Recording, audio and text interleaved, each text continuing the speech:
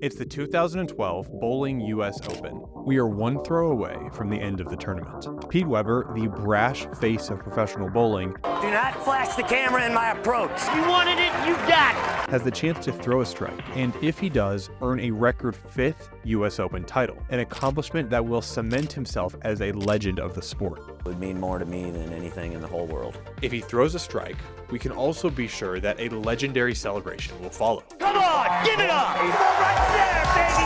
Right there, you get some now! But how did we get here? Why is he so animated? Why does he care this much about this tournament? What led to this moment? Let's find out. Before we get to Pete Weber, we need to first take a visit to the German countryside. Long before the sport came to the United States, monks in 4th century Germany enjoyed a sport called Kegelspiel, which involved rolling a heavy ball and trying to knock down some pins. Over the centuries, the sport grew in popularity, and as it did, the rules were further refined. Allegedly, Martin Luther, yes, that Martin Luther, was the one who decided to standardize the number of pins to knock down to be 9. Soon, Kegelspiel had left the bounds of the monasteries and spread across Europe, now being known as bowling. This is the period when it became a go-to pastime for the common man of Europe, which was directly in contrast to the very similar sport of bowls, which was reserved for the more well-to-do of society. By the 1800s, waves of European and specifically German immigration had brought the sport to America in the state of New York, and it was an immediate hit, with bowling clubs popping up everywhere. Commonly, these clubs were housed in saloons and taverns, which quickly and unfortunately led to many of these games being rigged by criminals. Because of this, many of the states wanted to ban bowling and the crime that came with it. In the state of Connecticut, they passed a law banning the sport of 9-pin bowling, but bowlers got around this. The story that's commonly told is they simply just added a 10th pin to their lane and carried on, which is how we now get the ubiquitous format of 10-pin bowling. Over time, independent bowling alleys, separate from saloons, began to appear, with the number of them in the country quadrupling by the 1920s and then skyrocketing to over 100,000 air-conditioned, bar and restaurant-equipped bowling centers by the mid-1900s. Families spent their evenings bowling, alleys became social hubs, and bowling was officially mainstream. With that, in 1958, a group of passionate bowlers and some savvy businessmen banded together to form the PBA, the Professional Bowling Association, with the goal being to organize and professionalize the sport of bowling. Now, over 60 years since its founding, the PBA has continued to organize tournaments, pay athletes, and secure sponsors, enabling bowling to become a modern and legitimate sport.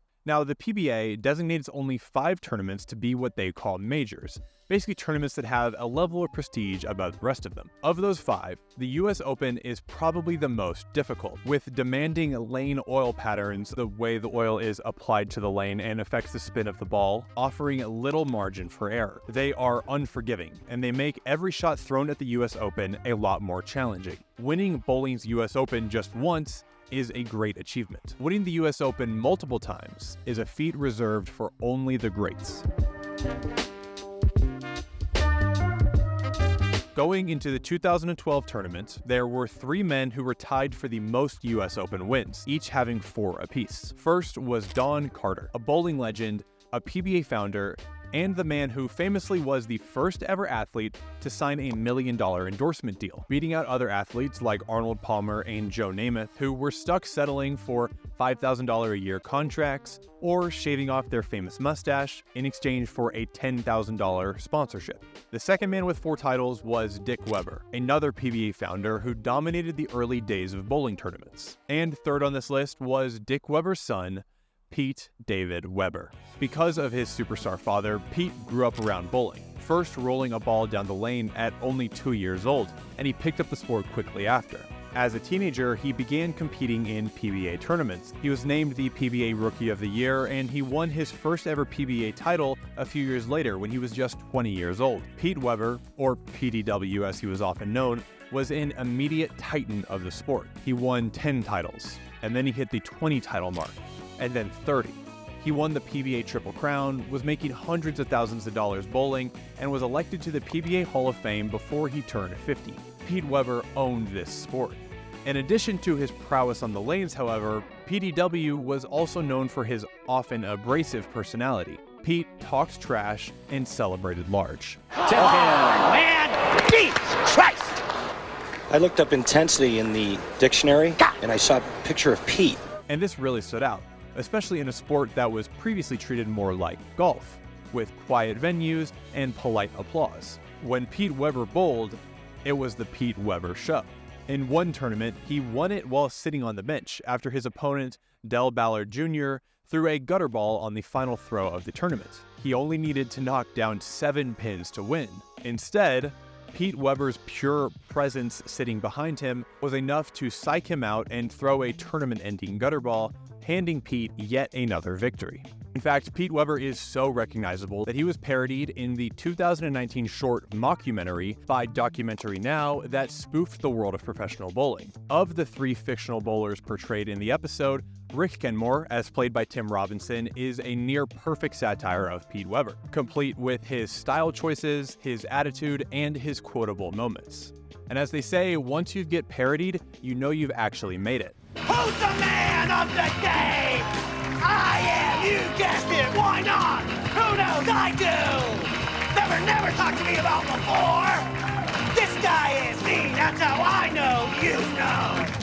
So, Pete Weber had cemented himself as the brash face of bowling, but his approach to competition made him unpopular with his peers. He was viewed as unsportsmanlike and profane, was once called a boorish, loud-mouthed buffoon.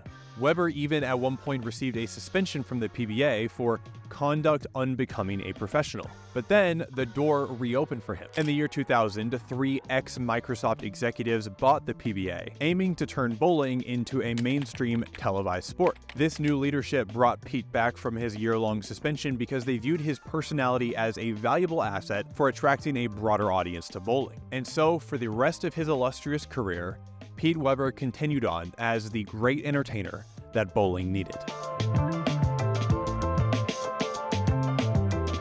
Going into the finals of the 2012 US Open, only 4 men remained in the competition: Mike Fagan, Ryan Schaefer, Jason Belmonte, and Pete Weber. This final was to be what's called a stepladder. In this structure, the top 4 bowlers from the earlier rounds are seeded in order according to their scores. The highest score from the earlier round earns the top seed, the second highest the second seed, and so on. Then, the lowest remaining seeds compete in a one-on-one match. The winner of each match moves on to face the next highest seed, until the final match, when the last remaining player faces the top seed to determine the tournament's overall champion. And in this 69th US Open Finals, Pete Weber found himself as the 4th seed out of 4, meaning that if he wanted to win and take home his record 5th US Open, he would need to defeat the 3rd, 2nd, and 1st seeds of the tournament in consecutive order. So on the bottom of the stepladder, with everything to get through, Pete was definitively the underdog. But never to be discouraged,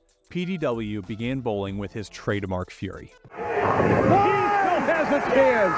My, oh my! Now wait a minute, Pete, don't get too pumped up. The first match of the finals saw Pete up against Ryan Schaefer. PBA Hall of Famer PDW, Pete Weber. Weber must get past them all to become the greatest U.S. Open champion ever. Immediately, the trademark US Open difficulty started rearing its head. The oil patterns at this tournament are extremely difficult. About the oil pattern, of course, here for the U.S. Open, which is different than in any other tournament that they bowl in, and the most difficult pattern. And there you see it. Ooh.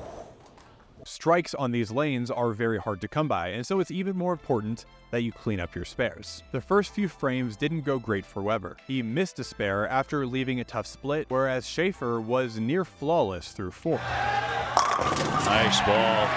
Going into the 7th frame, PDW was down by 16 points. But then, he rolled a powerful strike. You don't want to get on his bad side. No.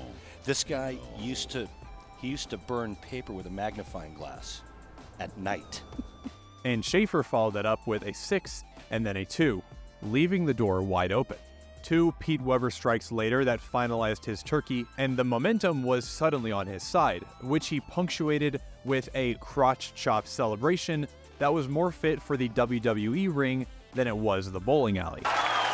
That's a bad man right there, Gary. He once killed 2 stones with 1 bird. On the critical 10th and final frame, Schaefer left a pin standing and then cleaned up his spare, finishing with a score of 191. All Pete needed to secure a win was a strike on the final frame, which he promptly bowled, ending the round with a stare down. Got it!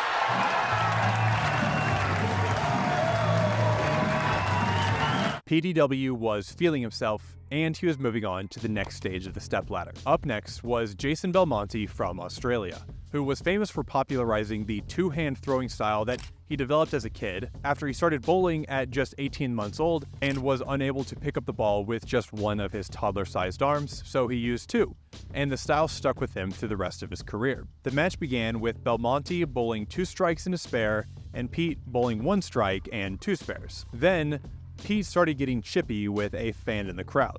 See, that's what... And he looked right over. Yeah, he's gonna... He looked right over to the fan. He felt the fan was trying to distract him and throw him off his game. And in vintage Pete Weber style, he was going to respond.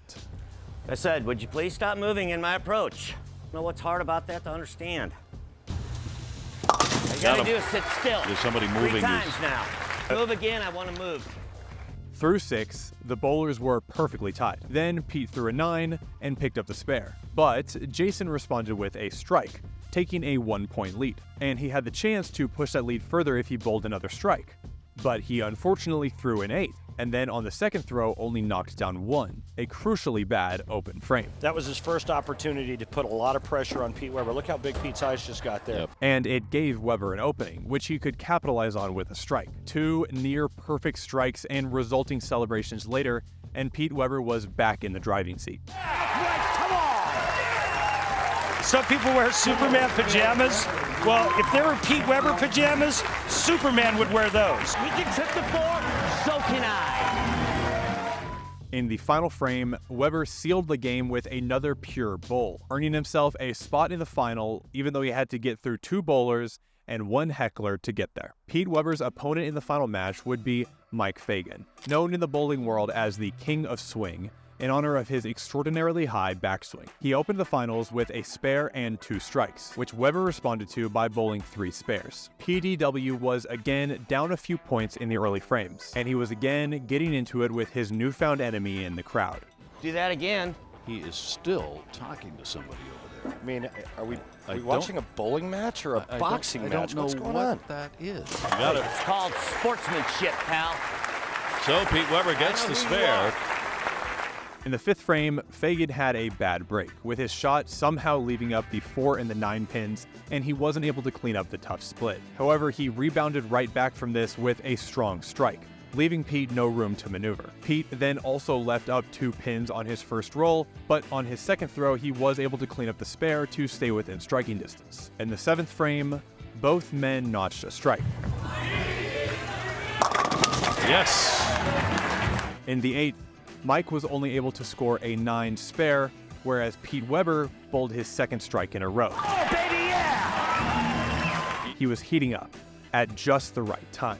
In the 9th, Pete completed his turkey with confidence, putting the pressure right onto his opponent for that 10th frame. Mike was behind by 2 points, but he could still make it tough on Pete if he bowled all 3 strikes in the final frame, which he promptly did. Now, Pete couldn't mess around in these final shots. He needed to bowl well. Victory was within reach, but he needed to execute.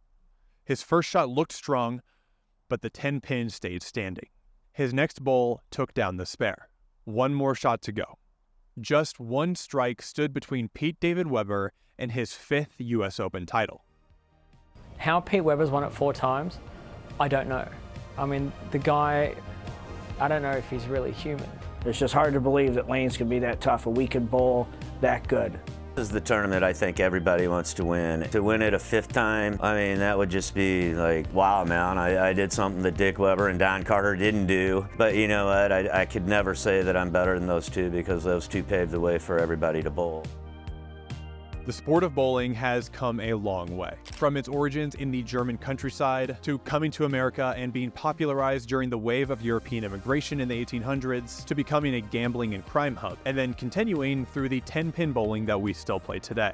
Bowling has grown into a beloved American pastime and a legitimate sport through the organization of the Professional Bowling Association. Through the years of the PBA, many excellent bowlers and personalities have emerged, but perhaps none are as recognizable and important to the sport as Pete Weber. Pete is going for his 5th win of one of the most prestigious tournaments in the sport on one of the hardest oil patterns that you can find. With a strike, he would take home the win and pass Don Carter and his late father Dick Weber in US Open titles. And he would complete an incredible day of bowling after coming into the finals as the bottom seed of the stepladder and potentially beating 3 of the sport's best in a row to claim the title. And so, Pete Weber bowls.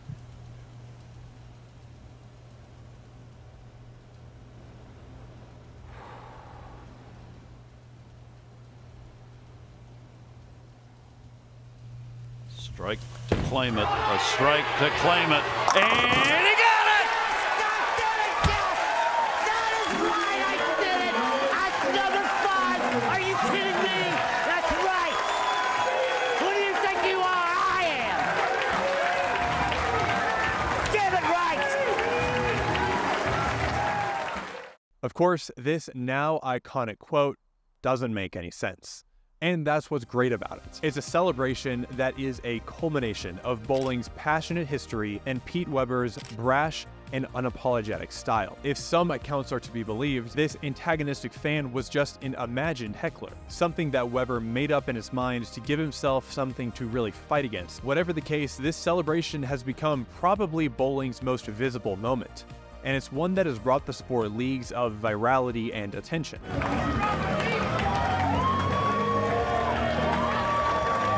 This might be the best title in my life. I love it. Mom, what do you think? Dad, I know you're watching too. Several years later, in the final tournament he played right before he retired, Pete Weber was bowling the final frame of his career. It's been an honor and a privilege to be part of the Professional Bowlers Association for 41 years. This is it. Hate me or love me. You watched. That's all you could do. Thank you.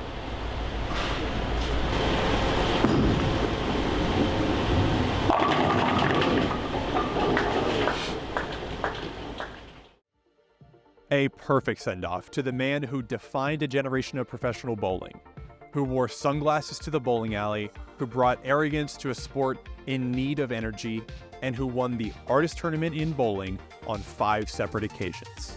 Who do you think he is? A legend.